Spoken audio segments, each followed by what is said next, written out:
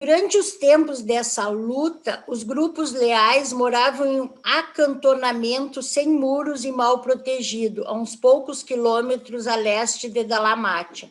Então, isso aqui, essa luta que eles falam é durante a rebelião, né? Os grupos leais, que eram liderados por Van, moravam em um acantonamento sem muros e mal protegidos, mas as suas habitações eram guardadas dia e noite pelas criaturas intermediárias leais. Então, aqui já começa, além do serviço que elas prestaram antes da rebelião, né, que elas viajavam para todos os lugares, ajudando o príncipe, depois da rebelião, as leais continuaram guardiãs do grupo leal, né? Sempre vigilantes e alertas, e eles tinham consigo a posse da inestimável árvore da vida. No eclodir da rebelião, os querubins e os serafins leais, com a ajuda de 3 criaturas intermediárias fiéis, assumiram a custódia da árvore da vida. Eu acho fantástico o trabalho delas, assim, desde o princípio. Embora houvessem sido privados de muitos dos seus poderes para o mal, Caligástia e Daligástia fizeram tudo o que lhes foi possível para frustrar e obstruir o trabalho de preparação do jardim, isso do primeiro jardim, né? Contudo, as suas maquinações malignas foram, em grande parte, contrabalançadas pelas atividades fiéis das quase 10.000 criaturas intermediárias leais, que trabalharam incansavelmente para fazer com que o empreendimento progredisse. Imagina que de 50.000 sobraram menos de 10.000 de leais, né? E ainda fizeram um ótimo trabalho. Bom, e agora as secundárias. Aqui eu vou dar uma paradinha para falar dos noditas, porque as secundárias ela tem uma a origem materna delas é dos noditas. Eu não sei se todos lembram, né? Mas depois nós vamos falar nas raças também. Quando vêm os assessores do príncipe, o plano dos portadores da vida é que antes deles irem embora, eles cruzem com a primeira progênie dos filhos materiais, ou seja, de Adão e Eva, né? No nosso caso, mais uma das consequências trágicas da rebelião para nós ficamos privados dessa descendência. Vocês imaginem esses seres supra-humanos se acasalando com a primeira progênie de Adão e Eva. O próprio livro diz assim, que eles não têm ideia do que seria essa raça, né? De seres super. Nós ficamos privados disso. Por quê? Por causa da rebelião. Quando aconteceu a rebelião, então o grupo do Van foi para um lado, o Nod, que se rebelou, que era o líder dos rebeldes, foi para outro lado, e todos os assessores do príncipe que se rebelaram foram com ele. O que aconteceu? Esses assessores do príncipe começaram a cruzar com humanas comuns, né? E, mesmo assim, deu origem à 8ª raça, que foi a raça nodita. Mesmo assim, apesar de ter frustrado os planos iniciais, foi uma raça muito superior ao que existia na época, né? Porque era formada por seres, eles tinham esse circuito, enfim, esse circuito, como é que a gente chama aí que eles vieram com ele, né? Lá de cima, lá de Jerusalém, que eles vieram de lá, né? Eles eram supra-humanos, então eles tinham esse circuito e mais o plasma humano. Aí eles geraram esses noditas, que mesmo assim foi uma raça superior, não como seria se fosse com a primeira progênie do Adão e Eva. Então, aí o Adamson sempre ouvia o Van e o Amadon falar nesse grupo que existia, né? E ele, quando eles foram embora, expulsos do primeiro jardim, o Adamson já era pai de 32 crianças. E a mulher dele e os filhos escolheram ir embora para Edêntia, junto com os filhos do Adão e Eva também, né? E ele ficou muito frustrado com isso, mas resolveu ficar. Ele era o primogênito do Adão e Eva, mas ele não gostava do... Imagina, né? Ele, com tudo que eles tinham no primeiro jardim, ele tinha os filhos, ele tinha a mulher, ele não gostava do segundo jardim. Então, e ele já tinha ouvido falar as histórias do Van, que tinha esse grupo mais para o norte. Então, ele resolveu ir embora. Adamson não queria abandonar os seus pais em Urântia, não estava inclinado a fugir das provações nem dos perigos, mas achava o ambiente do segundo jardim longe de satisfatório, e muito fez para adiantar ali as atividades iniciais de defesa e de construção, mas decidiu ir para o norte na primeira oportunidade. Uma companhia de 27 membros foi com Adamson para o norte em busca do povo de suas fantasias da infância. O povo que o Van falava para ele. Estela, uma curiosidade, pode ser? Pode? Quando Adão e Eva chegou em Urântia, Van e Amadon foram embora. Nessa altura, o Adamson era criança, devia ter o quê? 6, 7 anos de idade. Aí o evento da partida, ou seja, da falta adâmica e da partida do primeiro jardim já é mais de 100 anos depois. Eu estou falando em tom de afirmação, mas na verdade é uma pergunta. Você pode esclarecer? Qual é que é a tua pergunta mesmo? A pergunta é o seguinte: o contato que teve Adamson com Van e Amadon foi de apenas 7 anos, não de 117 anos. Essa é a pergunta. Porque Van e Amadon foi embora na chegada, pouco depois da chegada de Adão e Eva. Não quando houve a falta adâmica, 100 e tantos anos depois. É uma pergunta, na verdade. Não, mas ele fala ali, ó, que ele, Adamson, em busca do povo das suas fantasias da infância. Ele viu falar isso quando criança mesmo. Grato, é isso mesmo. Obrigado. Tá? E ele sempre teve isso em mente, né? Essa curiosidade. Então, daí ele partiu com aquele grupo e, de fato, em pouco mais de 3 anos, o grupo de Adamson encontrou o objeto da sua aventura. E entre os desse povo, ele descobriu uma maravilhosa e bonita jovem de 23 anos. O Adamson, nessa época, tinha 120 anos, que dizia ser a última descendente da linhagem pura do corpo de assessores do príncipe. Essa mulher era rata. Então, como eu falei, ela era descendente lá do grupo de assessores com as humanas, né, que criaram a raça nodita. Ela era a melhor representante da raça na época. Dizia que os seus ancestrais eram todos descendentes de 2 membros caídos do corpo de assessores do príncipe.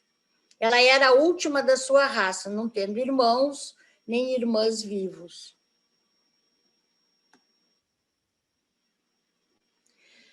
E ela já havia decidido não se casar. Havia acabado de decidir não deixar nenhuma progenie, mas entregou seu coração ao majestoso Adamson.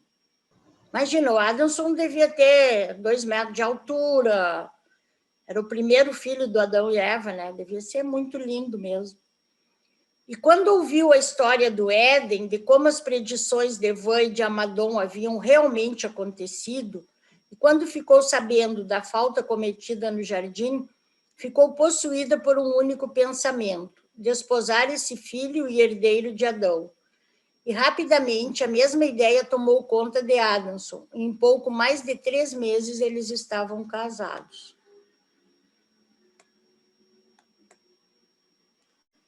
Tudo tranquilo até aqui? Estou indo muito rápido. Está dando para... Tá bacana. Para entender tudo direitinho. Então tá, então vamos continuar. Adamson e Rata tiveram uma família de 67 crianças. deram origem a uma grande linhagem de dirigentes do mundo, mas fizeram algo mais. Deve ser relembrado que esses dois seres eram ambos realmente supra-humanos, né? Ele, filho do Adão e Eva, e ela, descendente dos assessores do príncipe. Dos filhos que tiveram, a cada 4 que nascia, o quarto era um ser de ordem excepcional, muitas vezes invisível. Nunca na história do mundo havia acontecido tal coisa. Rata ficou bastante impressionada e até mesmo supersticiosa, mas Adamson sabia muito bem da existência das criaturas intermediárias primárias e concluiu que alguma coisa semelhante devia estar acontecendo diante dos seus olhos. Imagina, ela ficou apavorada, né? A cada 4 nascia um invisível, que se tornava invisível, né? Quando veio o segundo ser de comportamento estranho, ele decidiu que os dois deviam acasalar-se, pois que um era masculino e outro feminino. E essa é a origem da ordem secundária de seres intermediários. Dentro de 100 anos, antes que esse fenômeno tivesse o seu fim, quase 2.000 seres foram trazidos à existência.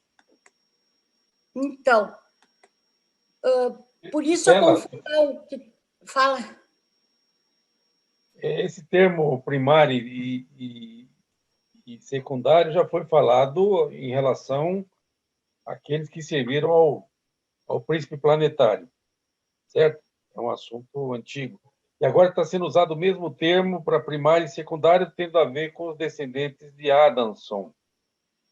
Eu queria entender bem essa separação entre os seres intermediários e primários ligados ao príncipe versus os seres intermediários e secundários ligados a Adamson. Ou eu estou confundindo aqui Não. A expressão?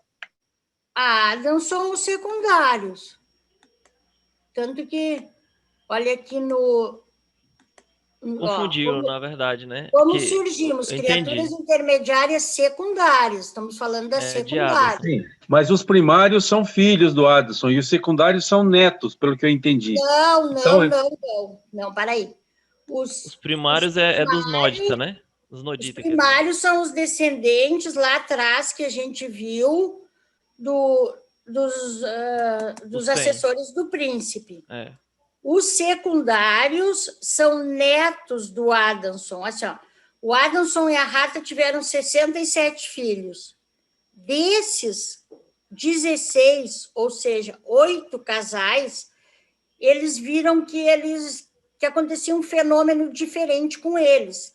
Às vezes, eles se tornavam invisíveis. E como eram chamados esses? Primários? Nada. E depois eles cruzaram entre si e tiveram secundários, é isso? Secundários. Não. Eles eram simplesmente filhos do Adamson e da Rata. Só que desses 67, 16, eles tinham essa característica de, às vezes, se tornarem invisíveis. Aí o Adamson, conhecendo a história das primárias, viu que alguma coisa diferente estava acontecendo. Ali tu viu que a Rata ficou impressionada, achou que eu acho que era alguma assombração. Ele não. O que ele decidiu? Que esses 16, ou seja, 8 casais, se acasalassem, aí deu origem às secundárias. Não tem nada a ver com as primárias. Mas não foi... As secundárias são netas do Adamson e da Rata. Elas são filhas desses 16 filhos deles. Ficou claro agora, Hélio? Grato. Ficou claro? Senão eu repito. Ó, quando veio o segundo, vamos. ele Sim, decidiu eu estou satisfeito. que os dois deviam acasalar. Hã? Eu estou satisfeito, mas se alguém tiver dúvida, à vontade, né? Obrigado. Então, Adamson e Rata, assim, tiveram sob o seu comando esse corpo maravilhoso de ajudantes, que trabalhou com eles durante as suas longas vidas, ajudando-os na propagação da verdade avançada e na disseminação de padrões espirituais, intelectuais e físicos mais elevados da vida. E os resultados desse esforço de melhorar o mundo nunca foram totalmente eclipsados pelos retrocessos posteriores. Entre os filhos de Adamson, houve apenas 16, o que a gente estava falando, desses progenitores peculiares de criaturas intermediárias secundárias. Esses filhos excepcionais eram igualmente divididos quanto ao sexo, e cada casal era capaz de produzir uma criatura intermediária a cada 70 dias, por meio de uma técnica combinada de ligação sexual e não sexual. E esse fenômeno nunca havia sido possível na Terra antes daquela época, e não mais aconteceu desde então. Esses 16 filhos viveram e morreram como mortais do reino, exceto pelas suas peculiaridades. Mas a sua progênie, eletricamente energizada, vive indefinidamente, não estando sujeita às limitações da carne mortal, que são as intermediárias secundárias, né? Cada um dos 8 casais finalmente produziu 248 criaturas intermediárias, e assim o corpo secundário original, em um total de 1984, se vocês multiplicarem 248 por 8, dá 1984, veio à existência. Há 8 subgrupos de criaturas intermediárias secundárias. Então, as secundárias são designadas pelas letras A, B, C, depois D, E, F. Uma curiosidade que eu tenho, assim, vocês viram lá atrás que as primárias têm um número fixo de 50 mil. Tranquilo, foram produzidas 50 mil aqui. As secundárias, eles dizem que pode chegar até 50 mil. E nós tivemos só 1984. Mais um prejuízo para nós. Eles não explicam por quê que foram só essas 1984. Não tem uma explicação, porque é um número tão reduzido. Não tem nenhuma explicação no livro. Acho que nem os reveladores sabem por quê. Mas se poderia chegar até 50 mil, pelo menos uns 20, 30 mil a gente poderia ter tido, acho. Talvez vai ser agora, né? Hã? Ou talvez vai ser agora. Talvez o quê? Talvez vai ser agora, nesses tempos agora. Não, a gente vê que elas não se reproduzem mais. Aqui no planeta, pelo menos, não. A gente pode dizer que essas criaturas intermediárias não foram criadas por acaso, né? Não. Tudo está no plano divino, né? E porque elas foram criadas pelos portadores da vida, né? Então, acho que a explicação é essa, que aqui em Urântia era suficiente esse tanto, já que não é acidente evolucionário.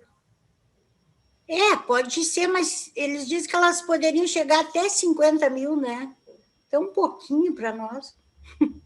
Essas secundárias, as primárias chegaram, mas a secundária não sei. Eu acho que pelo fato de não ser um acidente, eu acho que já estabelece, talvez. Eles dizem que elas estão nas maioria dos mundos, e nos mundos decimais, como nós vimos lá atrás, em todos elas aparecem, né, para ajudar. Uhum. Ok. Obrigada. O número realmente fica... Mas eu acho, mesmo assim, acho muito pouco.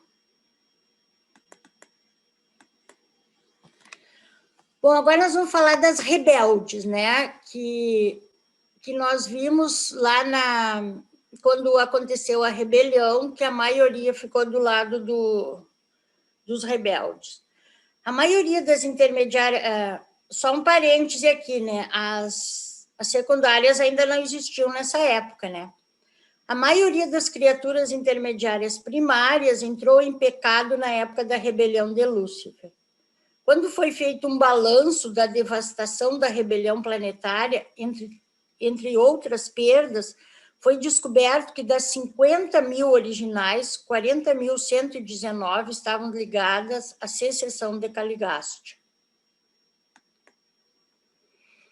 O número original das criaturas intermediárias secundárias era de 1984, e destas, 873 não se alinharam com a direção de Micael e foram devidamente recolhidas e internadas quando do juízo planetário de Urântia no dia de Pentecostes. Então, também, além de poucas, ainda nos sobraram só 1.111. Ninguém pode prever o futuro dessas criaturas caídas. Os 2 grupos de criaturas intermediárias rebeldes estão agora mantidos sob custódia, aguardando o julgamento final dos assuntos da rebelião do sistema. Mas elas fizeram muitas coisas estranhas na Terra antes da inauguração da presente dispensação planetária. Só uma dúvida aí sobre a questão que elas estão em custódia. Aqui no planeta ou lá no... Não, o nome lá, que Lúcifer está lá. Elas estão lá nas esferas de Jerusalém, lá onde estão todos os outros presos. Ah, sim, entendi. Elas foram para lá, foram mandadas para lá, né? As rebeldes.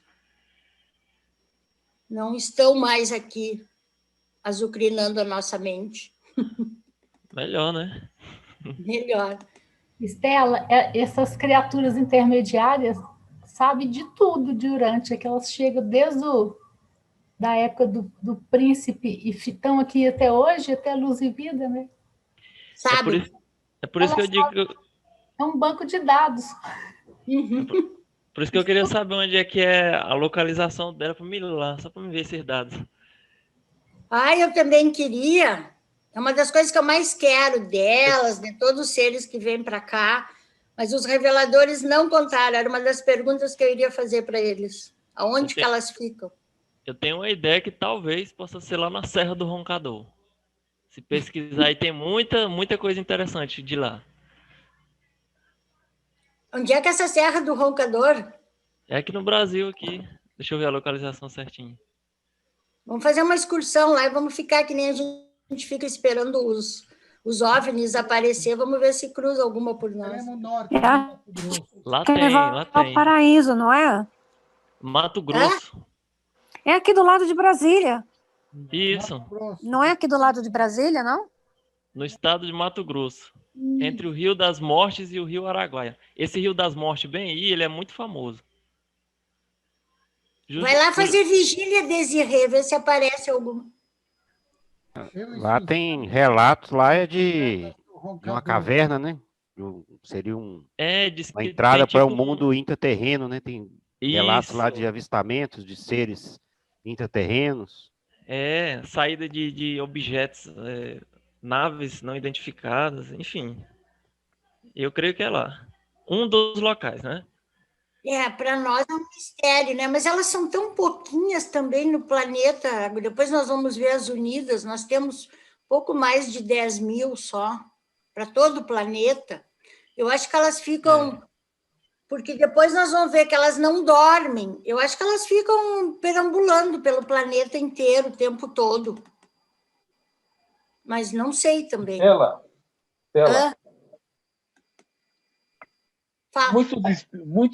Muitas pessoas que eu conheço, espíritas, elas atribuem a intervenção de cura, intervenção, enfim, espiritual, aquelas sessões todas que eles administram a seres espirituais. E aí eles separam a parte do bem, branca, a parte do mal, não sei o quê, enfim. Eu vou falar por alto, porque a minha pergunta é outra. Se esses seres intermediários rebeldes estão aprisionados lá, esse satélite de Jerusalém, assumindo que seja verdade tudo isso, quem é que está interferindo, na sua opinião, a favor dessa crença? Esse é um assunto. E aproveitando para Desirê, aí do lado de Brasília, é o Chapada dos Veadeiros. Eu recomendo lá Vila São Jorge, pousada Casa das Flores. Excelente. Tu diz os seres, os rebeldes estão aprisionados. Tu diz esses seres de centro espírita? Sim, os espíritas entendem que há uma intervenção espiritual, enfim, alguns atribuem a mortos, outros atribuem mortos que estão contribuindo com o bem, vão lá, tipo Chico Xavier, faz aquelas psicografias, etc. Tudo isso, obviamente, o livro de Urântia, de certo modo, desfaz essa crença. Mas o que você tem a falar sobre isso? Não sei se eu me fiz entender bem, alguém podia até contribuir para ampliar essa dúvida. Olha, o livro deixa claro que as criaturas intermediárias, nós vamos ver agora também na sequência, que elas não podem mais interferir. As rebeldes, né, como elas interferiam antes. As secundárias, nós vamos ver a função delas aqui daqui a pouco também. Elas não estão aqui para prestar esse tipo de serviço, pelo menos é o que o livro diz. Quanto ao que acontece nos centros espíritas, olha, eu já frequentei a Hélio, mas muito assim, vagamente, um pouco centro espírita, estudei, não sei, realmente eu não sei a que atribuir. Não sou a melhor pessoa para te responder essa pergunta. Grato, é só mesmo para complicar. Obrigado. O que se aceita na doutrina espírita é o conceito dos espíritos elementares, né? Ou elementais, né? Espíritos da natureza. E também dentro da doutrina espírita é revelado que existem outras formas de espíritos, né? De outras formas de energias astrais, né? Tem os larvas astrais, vibriões, ovoides, pseudo-sábios, magos negros, né? Existe uma série de dragões. Então, são espíritos da natureza, são espíritos que não encarnam, né? Eles têm funções dentro do orbe, né? Algumas funções são positivas, outras são negativas. É os seres elementais que você está falando, né?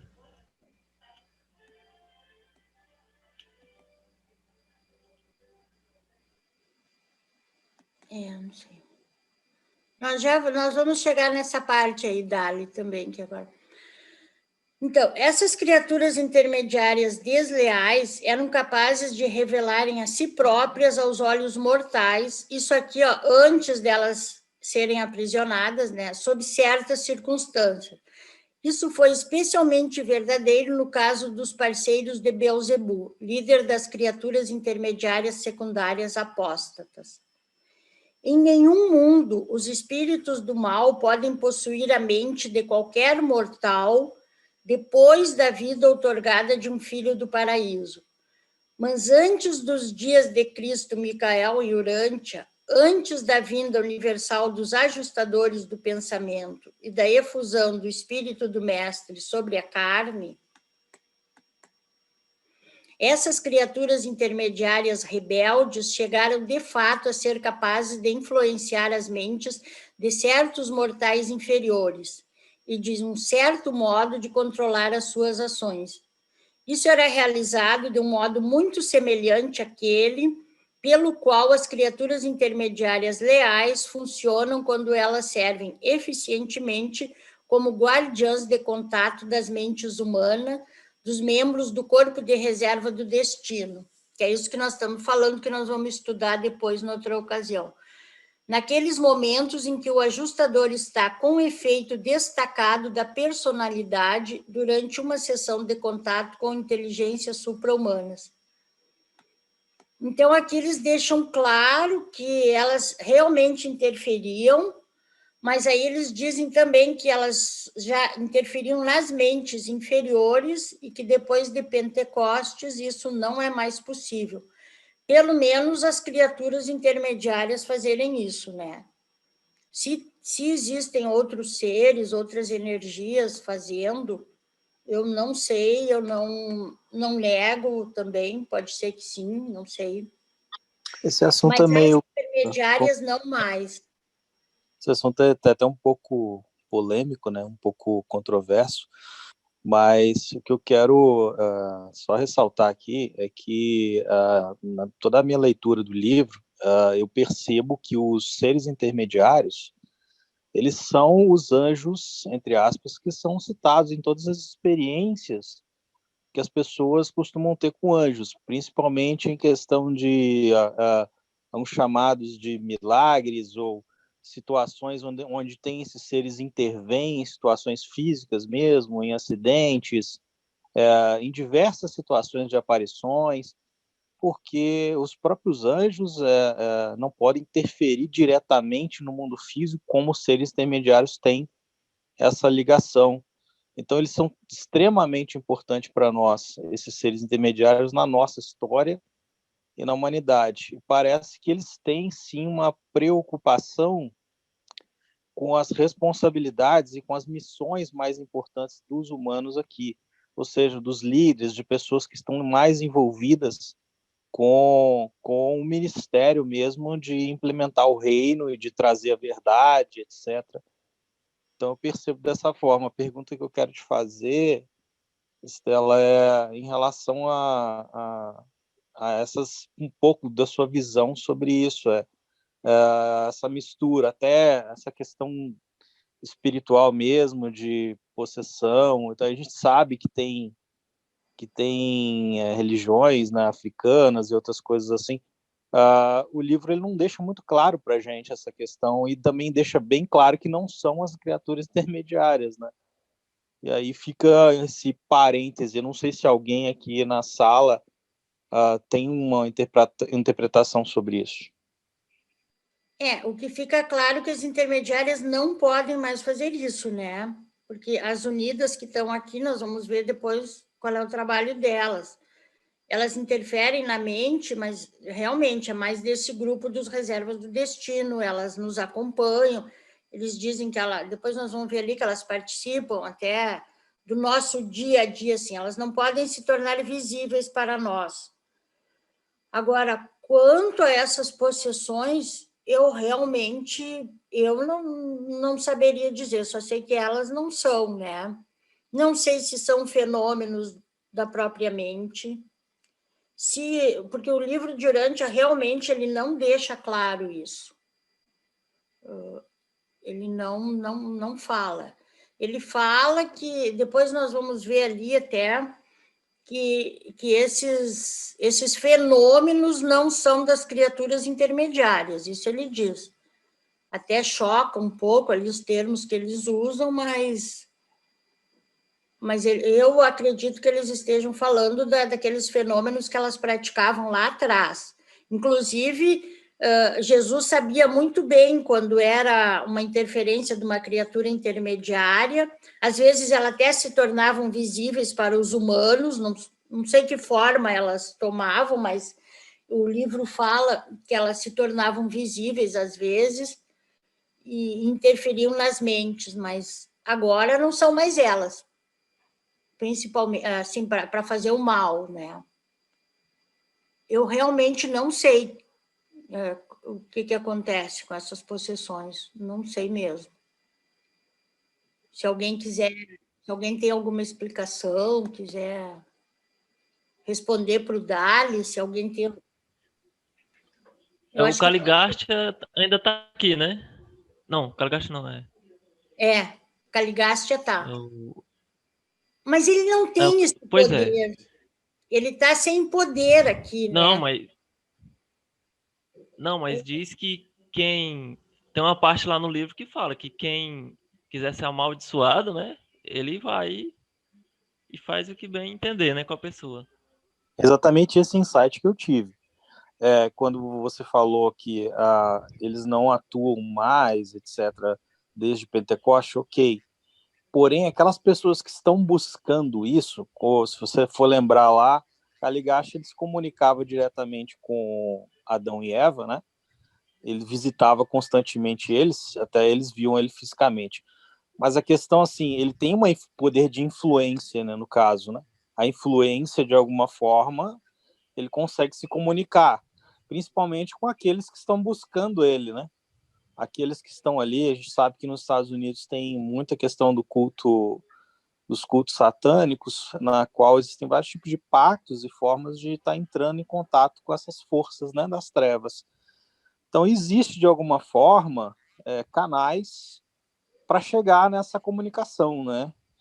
E uma pessoa que se abre para isso conscientemente, ela sabe o que ela está buscando.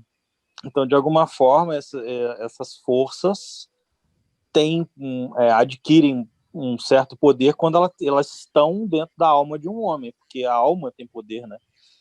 E a alma tem poder de criação. Então, eu diria que tem aí um gap, aí, vamos dizer assim, para ser interpretado, no caso. Eu acho que o Caligasta não tem mais todo esse poder. O que tem aqui, assim, que eu acho que é essa energia dele no planeta ainda.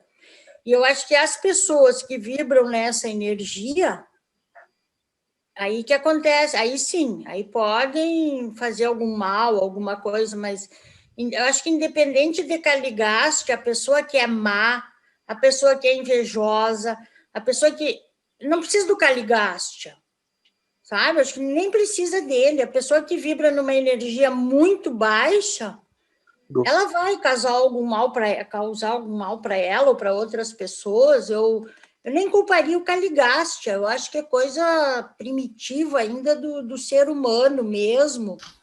Claro, pode acessar essas energias se a pessoa é tão assim e está vibrando numa energia tão baixa, mas eu não culparia o Caligasta. Eu acho que é coisa do humano mal mesmo, do humano evoluído. Viu, Estela? Posso contribuir? Sim. Essas sociedades secretas, tipo maçonaria, enfim, não vou me estender muito, atribuem aos Illuminati e à nova ordem mundial projetos de dominação e sugere que possa ter Caligasta, Daligaste, esses seres por trás. O que você pode falar sobre isso? Olha, eu não conheço profundamente a maçonaria, nem Illuminati, mas é o que eu falei, eu acho assim, se as pessoas estão trabalhando para o mal, eu acho que a maçonaria não trabalha para o mal, eu acho que se estão trabalhando para o mal, tem essa energia no planeta, essa energia primitiva, essa energia do Caligasta. Quem está no mal vai trabalhar para o mal, vai acessar o mal, vai acessar essa energia. Mas eu acho que é coisa do humano mesmo. Eu acredito que não é por acaso que ele continua aqui de alguma forma, né? Ele tem que ter alguma ocupação, né? E a ocupação dele, desde o princípio, entre aspas, aqui depois da rebelião, é perturbar a ordem, no caso, perturbar a criação, né? O plano de Deus, no caso. Então a gente percebe que sim, eu acredito na pergunta acho que foi do Aélio, né? Que a questão da maçonaria, de alguma forma, ela é uma sociedade que tem os seus laços ocultos e que, de alguma forma, pode ter uma ligação espiritual com essas forças. Eu acredito que sim. E até os próprios objetivos ocultos disso tá envolvendo aí essa, entre aspas, essa nova ordem. Aí ela não é uma ordem que tem a ver com o reino de Deus, por exemplo, é uma ordem que está ligada à escravidão, né? E à opressão, no caso. Isso tudo tem a ver com os princípios da rebelião, porque não é trazer o conhecimento verdadeiro, né, do Pai, mas pelo contrário, é obscurecer as mentes das pessoas. Então, de alguma forma, tem uma influência. Mas tem influência naquelas mentes que se deixam influenciar, né? Fala, Morelli, depois acho que o Walter quer falar. Tá, é rapidinho. Eu fico analisando essas coisas. Tem hora que eu não quero dar opinião, mas vamos tentar esclarecer um pouco. Primeiro, o livro de Urantia inteiro nunca falou que o Caligasta, o Lúcifer, ele eram seres do mal. O que aconteceu foi que não concordaram com o tipo de administração que ele queria fazer aqui nesse universo. Mas nunca foi falado que eram seres do mal, demônios. Tá? As pessoas acham que demônio é a coisa do mal, que vai entrar no corpo da pessoa, vai acabar com a pessoa, que possuir a pessoa.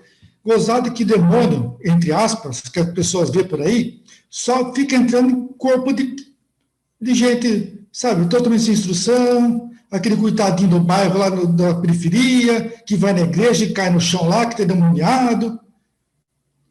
Se o demônio realmente existisse dessa forma que vocês acreditam, ele ia pegar, ele ia entrar no Barack Obama, ia entrar num Trump, ele ia dominar o mundo. Não ficar no Zé da esquina do bar do bêbado que está caído na rua. Não tem lógica, sabe? E se um ser humano recebesse essa energia de um daimon, ele não conseguia sobreviver nem um segundo. Explodia. Não tem como. O que se vê em centro espírita, o que se acredita em centro espírita, que um ente vem para poder incorporar a pessoa, primeiro, não existe incorporação. Não é incorporação. A turma tem um conceito errado. Esses ditos espíritos, eles simplesmente acoplam ao lado da pessoa. Não entra no corpo dela. Ele fica do lado. E tem uma ligação energética somente. Porque se ele entrasse realmente no corpo, não ia dar certo. A pessoa não ia conseguir viver. Não tem jeito de ter duas almas, dois espíritos no mesmo corpo. Não tem que abandonar. Eu que abandonasse, se abandonasse o corpo, ia morrer. Não é assim. E as pessoas ficam achando esse negócio de conspiração, que existe a tal como fala? Que é a maçonaria do mal, que tem essas... Gente, a maçonaria nunca foi uma entidade voltada para o mal. Se vocês tivessem um pouquinho, pelo menos, de estudar afinco as coisas, só existiu no Brasil a igreja fala presbiteriana, porque a maçonaria trouxe.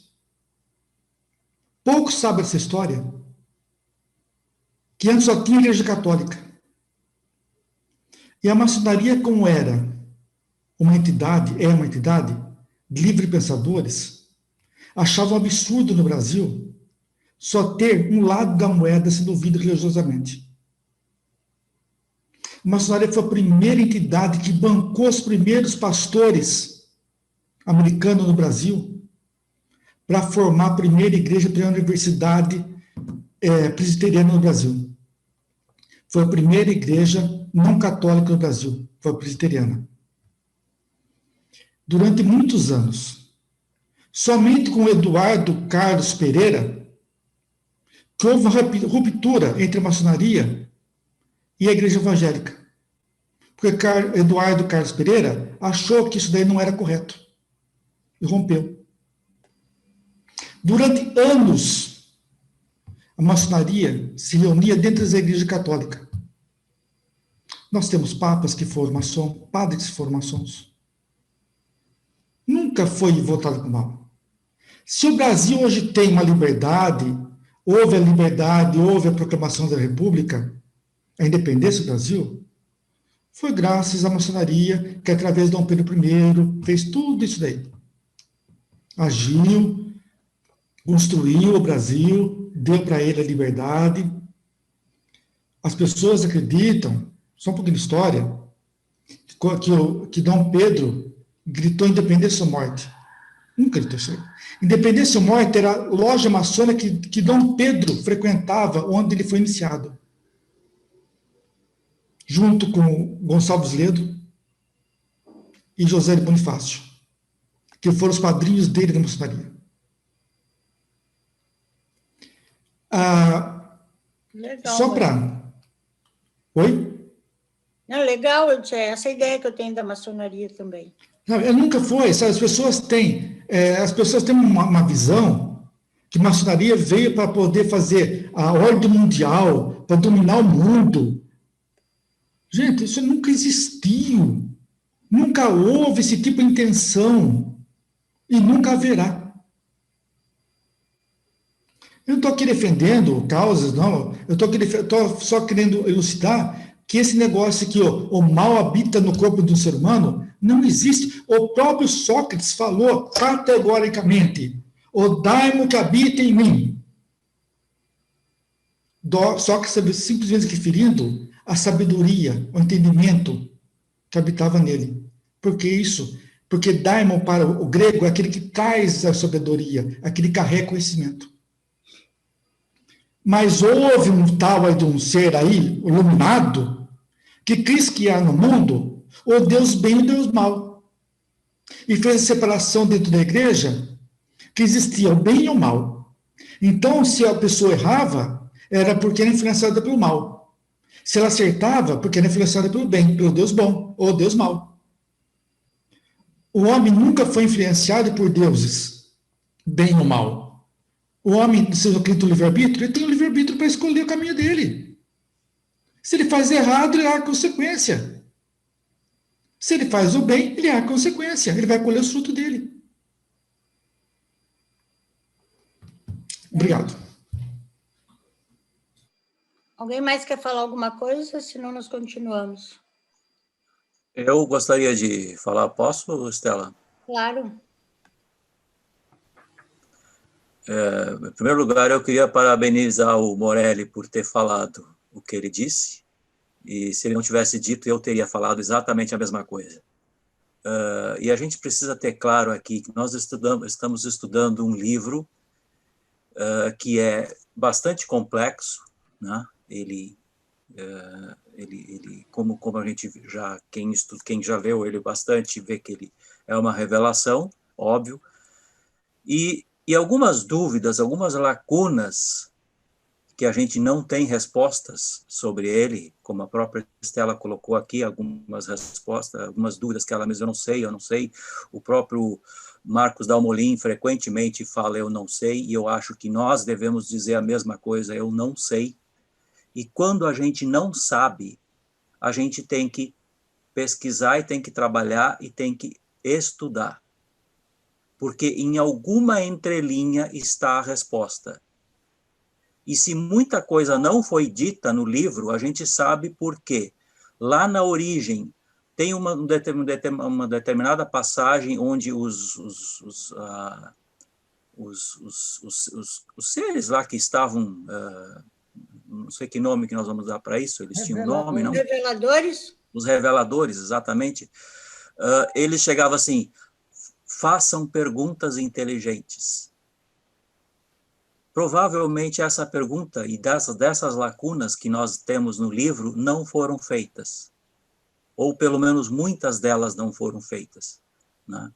Então, muito do que ficou de lacuna é possível que não tenha sido feito a pergunta.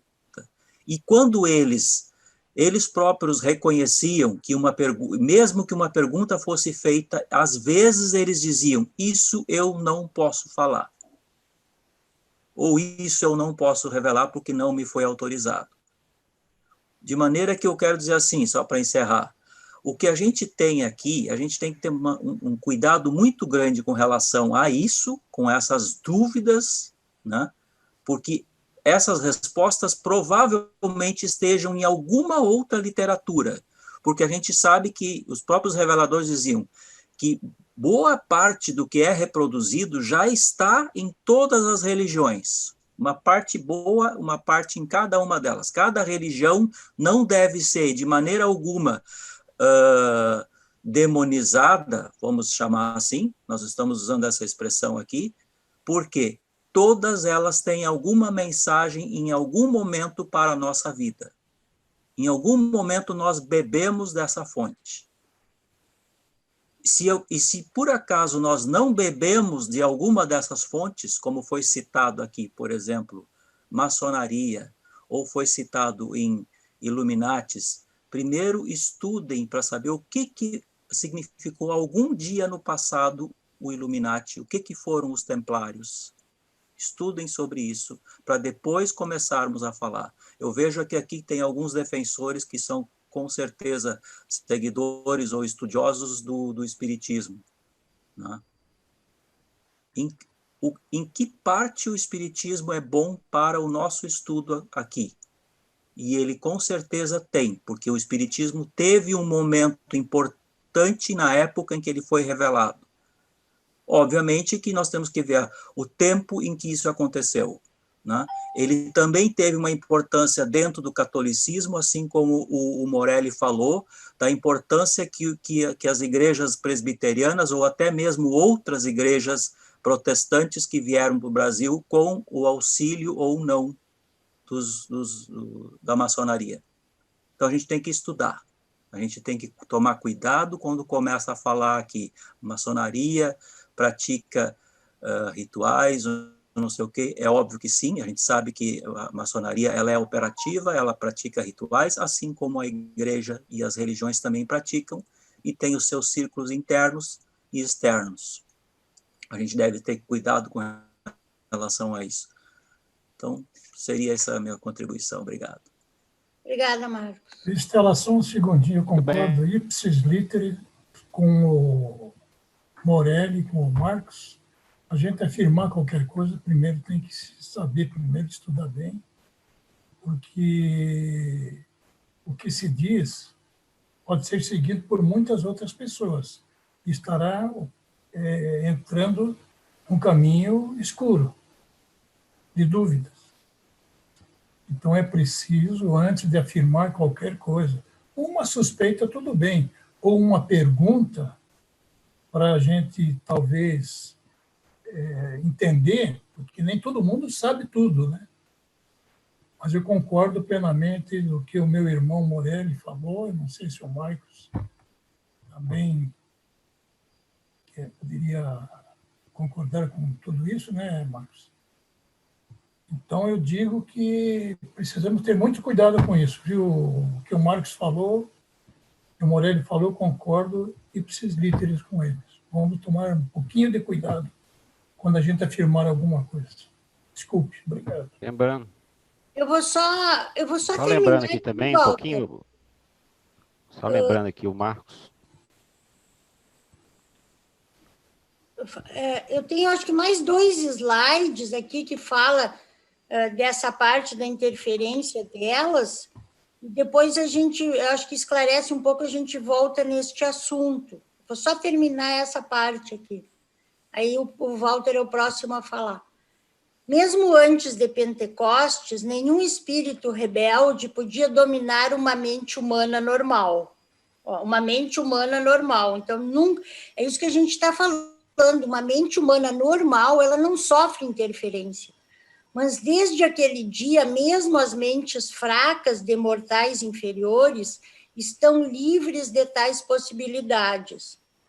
Desde a vinda do Espírito da Verdade, a suposta expulsão de diabos tem sido uma questão de confusão da crença na possessão demoníaca, com a histeria, a insanidade e a debilidade mental. No entanto, apenas porque a auto-outorga de Micael tenha para sempre libertado todas as mentes humanas em Urântia da possibilidade de possessão demoníaca, não deveis imaginar que isso não pudesse ter sido um risco em idades anteriores. Tá? Todo o grupo de criaturas intermediárias rebeldes está, no presente, mantido como prisioneiro por ordem dos Altíssimos em Edêntia. A tua pergunta, ó, Claudeiro. Elas não mais perambulam por este mundo cometendo mal. Independentemente da presença dos ajustadores do pensamento, a efusão do Espírito da Verdade sobre toda a carne tornou para sempre possível aos espíritos desleais, de qualquer espécie ou descrição, impossível, que invadam novamente até mesmo a mais fraca das mentes humanas. Desde o dia de Pentecostes, tornou-se impossível acontecer qualquer coisa parecida com a possessão demoníaca deste mundo. Tá? Então, eles falam ali que mesmo antes, em mentes normais, nenhuma poderia interferir, só em mentes inferiores. É isso que eu estava falando, assim, então, tem a energia do Caligaste aqui, tem, mas eu acho que, assim como essas mentes inferiores, a gente sabe que ainda tem. Nós estamos lá no inicinho da nossa evolução. Se nós vamos ver, o Marcos mostrou semana passada, quando ele falou de Adão e Eva, nós estamos 30 mil anos atrasados, né? No mínimo. Contando todos da rebelião e tudo, acho que muito mais. Esse salto a gente não teve. Então, a nossa mente ainda é muito primitiva. E ali eles dizem, né, que hoje não tem mais possessões demoníacas, mas aconteceram. E essa energia, eu acho que está aqui. Então, em mentes inferiores, eu acredito que ainda sejam afetadas, mas é mais individual, do humano, isso, de cada um. A minha opinião, agora não é do livro, né? É o que eu acho. Então, nós entraríamos nas unidas, mas eu acho que vale a pena discutir mais um pouco. Isso a gente deixa para a semana que vem e está aberta a discussão agora dessa parte. O Walter queria comentar alguma coisa, Walter, antes eu... Só completando aí que foi o... Quem falou antes? César, não? Antes Marcos e o Morelli. Marcos, né? E o Moacir. Lembrando que professor Hipólito Leon Denivar Rivaio foi, antes de ser o codificador do espiritismo, foi também maçom, né? Grau 33, né? Então, estudou na escola maçônica e, como foi dito aí, é uma escola, né? A maçonaria, ela serve para lapidar o homem, né? O homem é uma pedra bruta que precisa ser lapidada, né? Através da busca da sabedoria, né? Do conhecimento. E tanto na Rosa Cruz, na maçonaria, no Templários, né, também Illuminatis, nessas escolas, o conhecimento você tem que buscar. Por isso que tem na maçonaria os níveis, né? Grau até 33, né? Que é o equivalente às 33 vértebras da coluna cervical, que é o grau máximo que você atinge, o grau de sabedoria, ou seja, você buscou aquele conhecimento, você teve o merecimento. Né? Então, o que o Morelli falou aí, né? Muito bem também, eu também penso como ele, né? Lembrando que o significado de demônio é Deus menor. Bom, eu não sei se esses dois últimos slides responderam um pouco as questões do Aélio e do Dali, pelo menos aos olhos do livro de Urântia, é isso, né? Agora, quanto às outras, as interferências de espiritismo, de outras correntes, eu não saberia responder.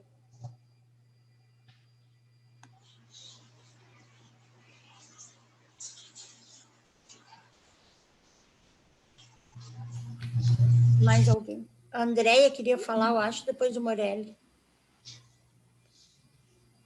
Andréia, tu queria falar? Andréia Menezes? Não, eu não, Estela. Tá, meu filho. Abrir o microfone. Tu, Morelli. Eu vou rapidinho aqui tirar mais umas dúvidas aqui para esclarecer. Acho que hoje eu estou a fim de tirar dúvida. Esclarecer alguns pontos que ficam obscuros muitas vezes. O Walter chamou a atenção minha quando ele falou assim, maçonaria está igual a 33. É outra coisa que as pessoas estão acostumadas com diz, me contaram, me falaram. Para quem não sabe, existe loja maçônica, como a de Memphis, que vai até o grau 99. Não existe só 33. Esse loja vai até 99, que é a loja de Memphis, que é baseado no rito, fugiu agora, de egípcio. Eu gostaria que vocês lessem, procurassem, vocês vão achar na internet, deve ter até PDF, e se vocês acham fácil, tanto virtual que pode achar. Esse escritor francês, do ano 1800 e lá vai fumaça, 1870, 80, por aí, chama Léo Táxio. Leia os escritos de Léo Táxio. Léo Táxio foi o cara que mais inventou os absurdos, que uma história demoníaca, que servia o bode, que tinha o bode, que eles adoravam. Foi um escritor, hoje qualquer um pode comprar esse livro, é aberto. O escritor chama Léo Táxio. Esse livro foi até promulgado, foi atestado para a Igreja Católica na época como verdadeiro. Ele era um escritor, que ele inventou, ele quis ser maçom, não conseguiu, e começou a inventar uma outra historinha, que hoje se perpetua até hoje, essa maldade, os demônios que os maçons... Põe o nome dele ali no chat depois. Eu vou pôr. Que essa historinha que os demônios habitam a maçonaria, que servem bode, que tomam sangue, todas essas histórias tão bonitinhas, né? Eu acho bonitas as historinhas, que ajuda bastante. Mas leia, procura, Léo Táxio, eu vou pôr no chat. Tu queria falar, Ana? Queria não, quer. Sim, boa noite, Stella, tudo bom? Obrigada pela oportunidade. Deixa eu te falar. Eu trabalho com casas espiritualistas, na verdade, são 2 casas que eu trabalho, e assim, eu trabalho na apometria, né? E como vocês comentaram aí sobre a questão de manifestações espirituais e tal, tem uma coisa muito interessante que eu queria deixar registrado para vocês. Quando a gente faz assim aquela coisa da imposição das mãos, na cura, primeiro a gente cura a alma da pessoa, porque eu aprendi, lá a gente, nessas casas espiritualistas, nós aprendemos que existe uma forma ovoide de pensamento, que quando você vibra baixo, você convida essa forma ovoide para estar dentro do seu corpo.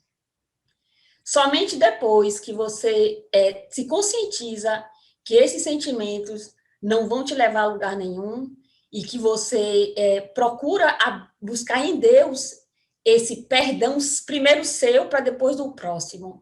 Então, você se liberta. Então, o que acontece? De fato, o que Morelli falou é procedente. Essas entidades, elas ficam lateralizadas a gente, elas se manifestam, sim, elas falam o que precisam e, muitas vezes, a gente as encaminha para a luz. Então, aqui em Urântia, nós não estamos livres de nenhuma dessas manifestações, né? Não somos, vamos dizer assim, um local estéril. Não somos, não. Eu sempre costumo dizer assim que nós temos chaves nas nossas mãos e que a gente não as sabe usar, né? Então, é bem importante que, quando eu leio o livro de Urântia, eu vejo exatamente isso. Eu entendo hoje que são os seres intermediários que nos ajudam. Tem uma sala muito interessante em que a gente recebe entidades de anjos.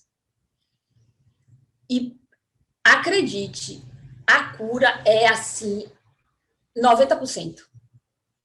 Primeiro vem a cura espiritual, depois a pessoa faz o tratamento físico, mas ela, quando chega lá, assim, o estágio de saúde dela já está 50% acelerado para a cura.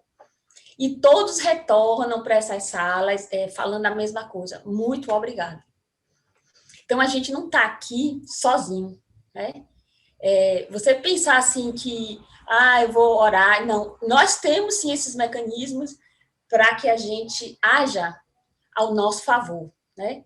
Mas tudo depende do nosso campo vibracional. Não pode nunca você querer, primeiro, a meu favor. O que eu tenho nunca é usado assim, eu vou trabalhar para mim, né? Eu só trabalho para o próximo. O que eu recebo de Deus é diferente, mas é porque, como eu sempre falo, Senhor, sonda meu coração. Então, isso é muito importante, é que a gente esteja sempre com esse pensamento, Senhor, sonda meu coração, para que eu possa andar diante de Ti. Isso é o que é mais importante. Nós estamos mudando, sim, de faixa vibracional. Essa pandemia que está acontecendo, tudo isso foi colocado lá nessas salas, que iria movimentar toda a Terra. E, assim, a gente pode provar? Não. Mas quem tem ouvidos que o ouça. Né? E que guarde. Tu acredita, Ana, que esses seres supra-humanos, esses que você recebe, são todos seres supra-humanos? Alguns seres que... Porque acredito. Eles dizem que... Acredito. Pelo que a gente vai ver depois, o livro não deixa claro, né? Esse não seria o trabalho das criaturas intermediárias, assim. O trabalho delas é um pouquinho acima, né? Mas também, sei lá, eu acho que numa emergência elas ajudam. Mas assim, mais em nível planetário mesmo. Eu não sei, assim, sabe, individual. Até porque nós temos 10 mil unidas no planeta. Elas, né, apesar de elas se locomoverem muito rápido, eu acho que é muito pouco para elas estarem assim atuando em tudo, né? Por isso que eu acho que o trabalho delas é muito seletivo. Então, eu não sei, eu acho que não são as intermediárias, pode ser em algum caso específico. Eu não sei. É possível que alguma delas se aproxime, entendeu? Depende do campo vibracional que a pessoa esteja. E eu lhe digo mais, fazem coisas na vida da gente, promovem situações na vida da gente que a gente não faz ideia. Você tem que estar muito atento, muito, muito assim, receptivo para o que Deus quer fazer na sua vida. Pode acreditar. Mas tu atribui a quem seriam esses seres? Eu atribuo... Olha, nós temos as ordens angelicais, os seres intermediários, temos, assim... eu vou falar uma coisa aqui, vocês vão até achar graça, mas a pessoa que comanda a nossa sala, ele é extraterrestre. Tem uma nave espacial, é assim, impressionante. Mas eu convido, no dia que acabar a pandemia, quem quiser vir em Salvador, eu vou levar lá no Pomoa, ver a nossa sala, ver o nosso trabalho. Só não pode gravar por motivos assim de privacidade mesmo de quem está na sala. Mas a sala é aberta a qualquer visitação, a qualquer necessidade. Legal. Fazemos trabalho à distância, entendeu? E temos sempre temos assim respostas positivas. Então, assim, o que você pensa sobre isso aí? Entendeu? Nós não estamos fechados aqui. Isso aqui é um laboratório. Queria falar, Dani? É um laboratório. Só comentar que eu acho bem esclarecedor também a Ana falando isso também. E eu creio, assim, é muito legal ver o que o livro de Urântia é capaz de fazer, né? É capaz de unir pessoas com todas experiências diferentes, com visões e percepções muito diferentes, né? E eu acho isso maravilhoso. E a questão que eu quero levantar também é a questão em relação aos anjos, né? Como que os anjos atuam, já que tem essa clara confusão entre os seres intermediários e a atuação angelical, né? Como é que seriam? E o livro ele descreve também a quantidade exata de anjos, né, num certo dia lá que foi revelado, que, se eu não me engano, é mais de 1 bilhão de anjos naquele momento, né, que estavam atuando em Urântia. Então, assim, qual a relação que os seres intermediários têm com os anjos? E se realmente, já que é tão restrito esse número aqui, eu creio que o trabalho dos anjos sejam bem intensos, né, no caso. Eles dizem que as primárias, principalmente, né, que elas têm uma origem supra-humana, elas fazem essa ponte entre os serafins, entre os anjos e entre nós, entre o material, né? E eu acredito que... Só que eu acho que elas trabalham mais, assim, que nem eu falei, em nível planetário. Eu acho que individual, eu acho que não tanto. Queria falar, Marcos? Eu queria só fazer um comentário. Essa é uma das... Acho que foi um dos melhores comentários que eu ouvi aqui, principalmente que o Marcos e o Morelli fizeram, porque o livro de Urântia, principalmente naquela época que ele estava, esses fenômenos espíritas não eram extremamente conhecidos, apesar do William Sadler trabalhar com isso, né? Ele era um especialista em desmistificar fenômenos espíritas, ele trabalhava isso, ele ia nos lugares e desmistificava tudo. Ele disse que durante toda a vida dele, ele só teve 2 casos, que eram verdadeiros, que foi de uma pessoa, e o livro de Urântia, em toda a vida dele que ele fez isso. Eu acho que o que a gente desconsidera, ou melhor, não é que a gente desconsidera, a gente não entende, é a mente. A mente é algo criativo, a personalidade cria. Nós temos uma criatividade imensa e nós tentamos dar significados para tudo. Então, muitas das distorções que nós temos, imagino eu, sejam questões mentais mesmo, por questões passadas, que está na nossa genética, por esta informação ainda estar circulando no planeta, se a gente lembrar do Rupert Sheldrake em relação aos campos mórficos, a energia é a informação, então essa energia ainda está no planeta, ela não foi resolvida. Todo mundo tem que se decidir pelo bem ou pelo mal, a gente sabe disso, a ministra não falou isso no livro, que até que demorasse 1 milhão de anos, mas que todos tivessem que tomar uma decisão por um lado ou por outro. Então, e nós não conhecemos a mente. O livro mesmo fala, e nós comentamos isso a semana na quinta-feira passada, que os próprios reveladores falam, mas por que o ser humano pensa em tanta catástrofe, em tanta desgraça, em todas essas coisas? Será isso uma ação do Supremo? Nós falamos quinta-feira passada. A gente não sabe. Será que isso tudo também não está sendo uma experiência para o Supremo? O nível de artifícios das coisas que nós estamos criando? Né? Agora, quem é que interfere do outro lado é difícil saber, porque nós temos que lembrar que quando nós morremos, pelo menos o que a gente estuda, e se alguém souber contrário que nos fale, o corpo emocional, tanto quanto o corpo mental, não se dissolvem na hora. E se você tiver alguém com capacidades um pouco extrasensoriais, você pode pegar essas energias e manipulá-las à vontade. O corpo não se dissolve. Por que você acha que num centro uma pessoa quer pinga? Como pode aquilo que se chama de espírito querer pinga? Que é algo de extrema magnificência, que é o Pai Universal com fragmento dele, e a gente chamar que um espírito quer pinga ou quer cigarro numa sessão dita como espírita. Se a gente olhar o ensinamento do livro, isso não bate, não faz sentido. A não ser que o espírito, como outro dia explicaram, tenha outra conotação. Então, eu acho que... Por que o voodoo funciona? A gente não pensa nisso. E também outra coisa que nós esquecemos é que 2, 3 pessoas unidas, elas têm um poder mental muito grande. Não precisa ter interferência de alguém. A gente tem esse poder de cura quando você foca a sua atenção na cura de uma pessoa. Por que a nossa oração funciona? Você acha que é o anjo? Porque a nossa energia vai lá e desloca, a gente tem a capacidade criativa. Então, acho que a gente também tem que pensar nisso. Então, não é só questão de possessão ou não possessão. Existiu.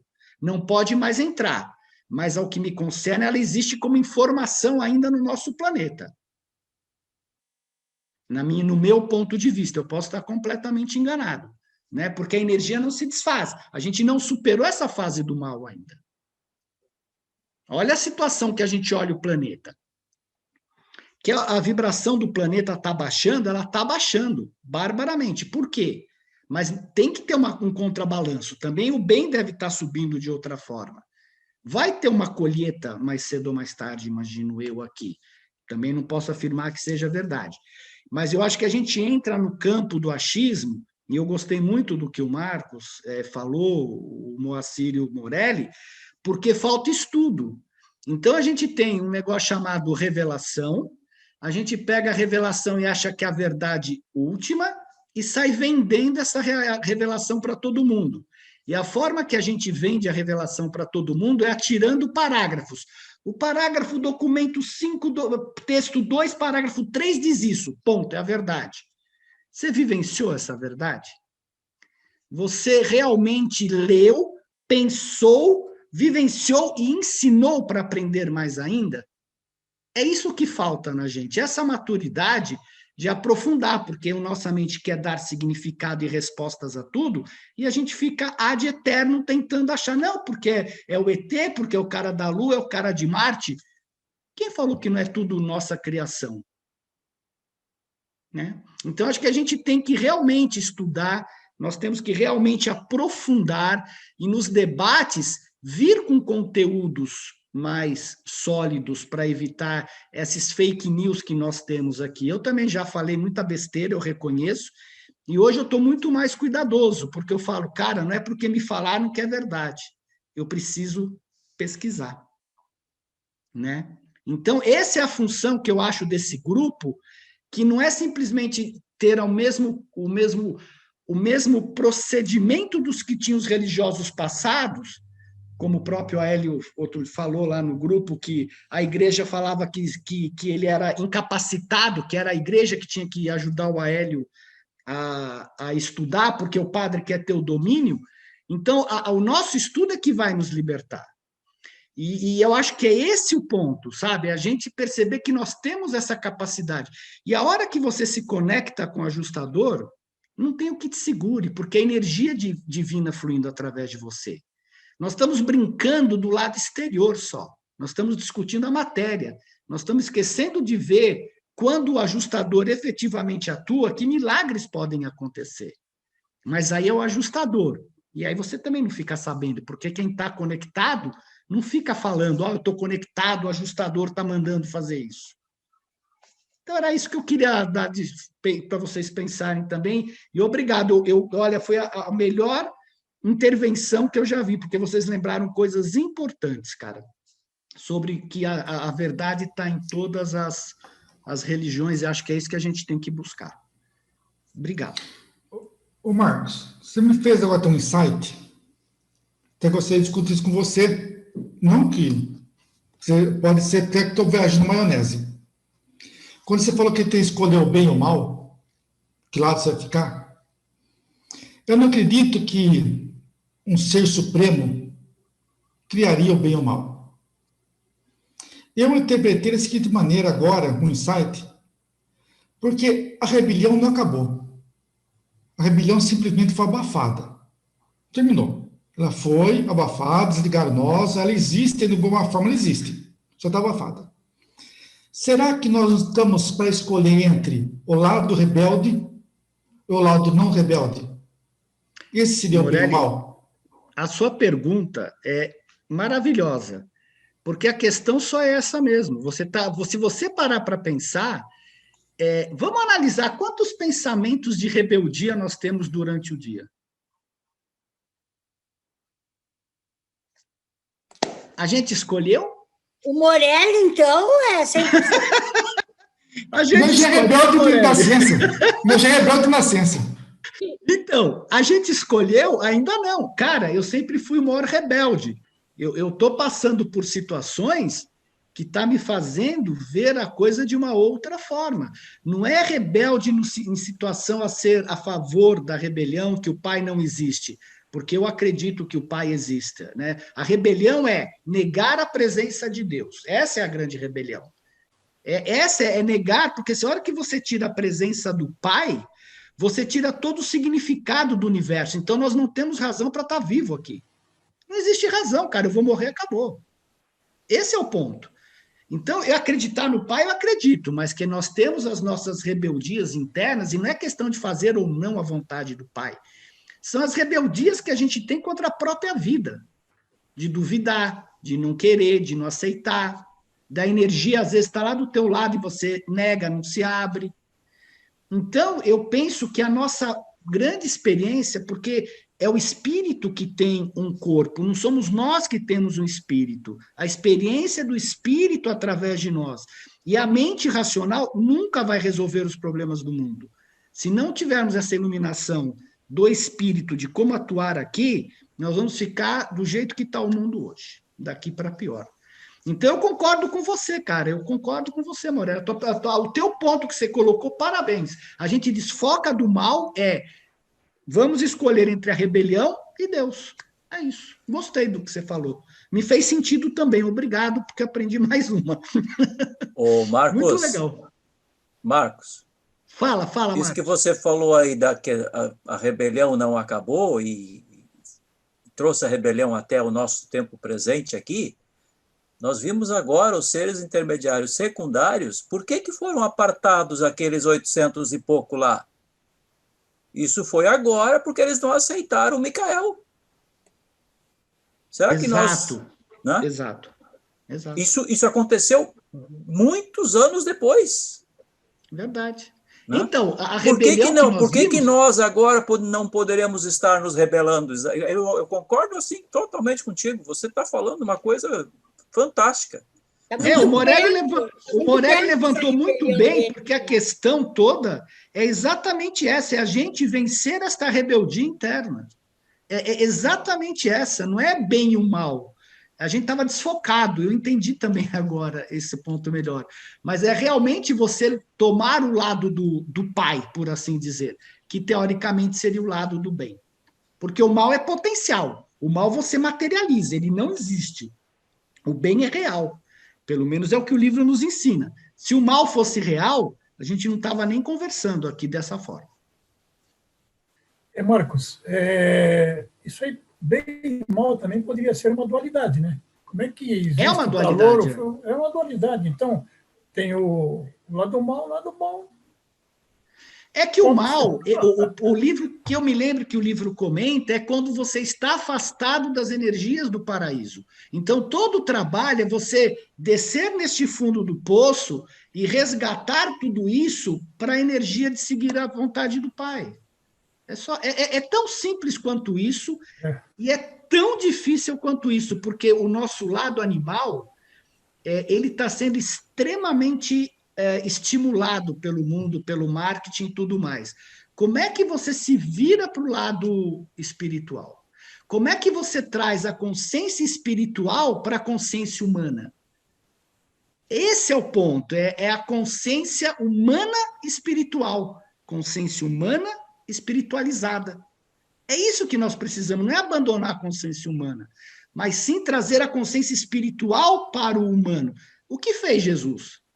Tanto é que ele era filho de homem e filho de Deus. Ele foi filho do homem realmente, consciência humana. Depois ele se tornou filho de Deus, porque ele trouxe a consciência espiritual. Quem foi que chorou no Getsemane? Foi a consciência humana. Foi quando Jesus venceu toda essa parte humana dele. Porque a consciência espiritual não ia chorar nunca. Era o humano que se viu naquilo. Pô, eu vou ser crucificado, é o fim. E aí ele pede. Então foi o homem, na minha opinião, que estava lá chorando. E não o Cristo, o Micael de verdade. E lá ele venceu, tanto é que ele fala que naquele momento ele venceu realmente a consciência humana. Ele conseguiu vencer, me fugiu o termo, né? Mas essa coisa humana toda ele conseguiu vencer. Então, o nosso trabalho é espiritualizar a nossa consciência humana, é só isso. Não é deixar de viver diferente, de fazer o que a gente faz, mas é trazer Deus. Isso é fazer a vontade do Pai, é trazer o Espírito para que atue e melhore a situação desse planeta. E Marcos, o bem está intrínseco dentro de nós, né? A grande verdade é essa. Mas só que a gente luta por ser humano, por nós sermos humanos, nós temos uma centelha divina. Agora, então, eu entendi bem o que você está falando. Mas só que nós lutamos, porque o mal é fácil. O mal está aí, ó, às claras. Se nós nos entregarmos ao mal, isso aí vai virar o quê, né? É que o mal... Difícil. É que o mal, no certo sentido, Moacir, o mal não segue as regras. O bem segue as regras. Né? É verdade. Esse é o ponto. Por isso que quando outro dia postaram uma coisa no grupo, alguém postou lá dizendo que o pessoal do mal é disciplinado e que eles fazem tudo direitinho, porque e o bem não, o bem é frouxo, ele demora mais para fazer. Existe uma diferença enorme, porque quando você fala que o mal é disciplinado, que o traficante mata quem erra, eles estão lutando pela vida deles. Eles sabem que eles não têm existência. Eles estão lutando pela vida porque eles vão ser presos, então eles têm que ser disciplinados. O bem segue a regra. O bem segue as virtudes. Esse é o ponto. Então não adianta dizer que o mal é mais disciplinado, que o mal é isso, o mal é aquilo outro. São porque eles estão lutando pela vida, senão eles vão se acabar. Então, e o bem não, o bem está seguindo as regras e está te trazendo, conquistando você para o bem. Essa é a diferença. Eu queria dar um exemplo aqui rapidinho de bem e mal, que há muitos anos aprendi, que eu acho que carece bastante, a turma fala o que é bem e o que é mal. Vamos supor que alguém aqui na sala precisa de uma oração. Não, o cara está passando por um problema. E essa pessoa não me autorizou a fazer uma oração por ela. Eu oro por ela. Eu estarei mexendo na energia dela. Se ela não quer isso daí, ela não me autorizou, estou fazendo mal. Porque eu estou colocando a energia dela para tentar mudar algo nela. Que ela não autorizou, nem sei se ela quer que faça. O bem é somente quando as duas pessoas concordam com algo para ser feito. Se a pessoa X falou para mim, Morelli, você pode orar por mim que eu preciso disso daí. Eu faço oração, ela está receptiva a isso. Então, algo de bom acontece. Se eu fizer sem o consentimento dela, eu estou agindo no campo negro, contra a vontade dela. Mas aí tem uma coisa, tem que ser bom. A intenção minha era boa. A intenção pode ser boa minha. Mas se ela não quer, é algo que não é bom. Então, mas aí tem uma questão, Morelli. Se a pessoa não quer, ela não recebe. Ela age como um espelho, volta para você. Ela vai agir como um espelho, ela só vai receber se ela aceitar aquela energia.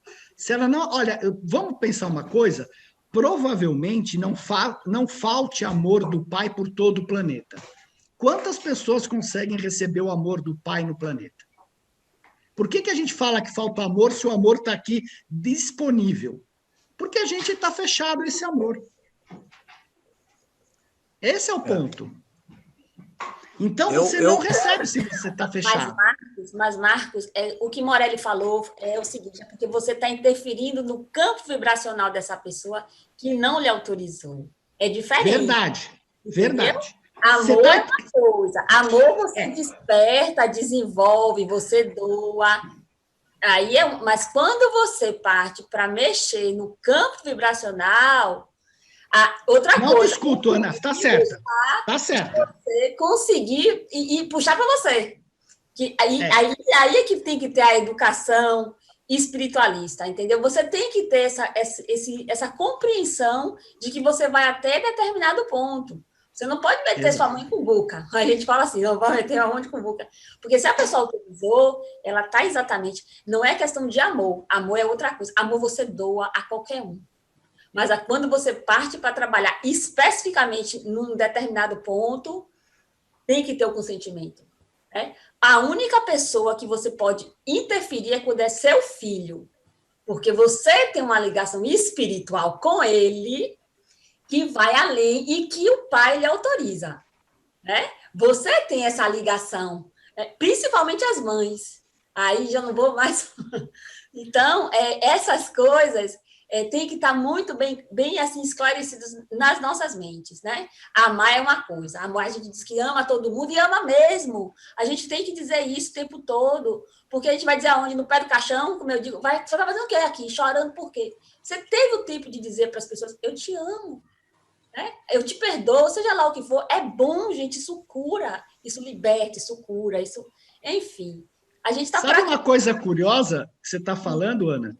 Eu não posso afirmar que nada que eu vou falar seja verdade, mas tem uma coisa curiosa que se causa uma guerra na pessoa é quando ela está morrendo. Porque você tem todo o seu corpo que quer ficar e a sua alma quer se liberar. A hora que a família começa a chorar e pedir para você ficar, você está criando uma guerra interna na pessoa. Porque a alma quer ir embora, tem seus apegos com a família e o teu corpo quer ficar, porque as tuas células querem continuidade. Então, você veja o estrago que a gente faz com as pessoas, chorando, ou pedindo para ficar, ou pedindo para fazer, e a gente não percebe isso. Você pensa que está sendo amoroso, mas você está causando uma dor enorme para a pessoa. E é assim, como se você estivesse fazendo uma ponte comigo, porque eu já fiz isso com as minhas duas avós. As minhas tias lá na sala, chorando no quarto, e eu entrei no quarto sozinha, falei assim, vó, o que a senhora está fazendo aqui? Meu avô está lá em cima lhe esperando, suas irmãs estão lhe esperando, vai embora, a gente te ama. Quando deu 1h da manhã, disse assim, sua avó já foi, falei assim, amém. Porque parabéns, Ana. Você tem que libertar a alma, você não pode amar escravizando ninguém. Isso é escravizar, gente. A pessoa já não tem mais ninguém aqui. O que tem aqui para eu fazer? Não tenho mais nada. Deus só vai me permitir ficar aqui enquanto eu tiver algo a fazer. Quando eu tiver, vou embora mesmo. A minha estrada não é aqui. Isso aqui é só uma passagem. O que eu estou fazendo aqui? Mas enquanto eu estiver aqui, eu quero fazer o meu melhor. Já errei muito. Eu não sou santa. Quem me conhece sabe. Mas daquilo que eu possa fazer, daquilo que a minha consciência, a minha espiritualização me permite, enquanto aquilo que eu veja, entendeu? Que eu posso mudar a mim e ao próximo. Porque quando eu faço isso, eu não estou fazendo pelo próximo, eu estou fazendo para mim primeiro, né? Porque Deus está me usando. Essa é a coisa mais bonita do livro de Urântia, para mim é isso, é Deus dizendo assim, eu quero fazer por você, é só você se permitir. E aí você faz, isso é uma corrente. Gente, quando vocês viverem isso, meu Deus do céu. Mais alguém quer falar alguma coisa? Só um minutinho, só para rapidinho. A minha visão sobre a questão do bem e do mal, e a gente aprende isso no livro de Urântia. Faça a vontade do Pai. Se você está fazendo a vontade do Pai, você está fazendo bem. Você está se excluindo disso. Basta que você decida fazer a vontade do Pai. Tudo que for diferente disso, o que é? O que foi que Adão e Eva cometeram quando eles caíram? Eles não cumpriram a vontade do Pai. E aí apareceu no livro de Urântia, a gente vê bem claro o bem e o mal. A partir de então, toda a descendência e todos nós vivemos entre o bem e o mal. Só que nós temos a possibilidade de corrigir isso aí. Como? Fazendo a vontade do Pai. Ponto final. Legal, Marcos. O que a Ana falou. Parabéns, Ana. Gostei muito de te ouvir. Obrigada. Parabéns. Prepara uma palestrinha para nós dentro desses termos aí. Eu vou conversar com a Estela, vou estudar e vou conversar com a Estela. Obrigada. Com ela. Vocês estão está aberto para todo mundo. O café, principalmente, é um dia que está aberto para todos. Eu sempre falo. Muito obrigada. Muito obrigada. Quer falar, Regina? Sim, eu queria só, nesse grupo, assim, que tem pessoas de várias escolas e conhecimentos, né?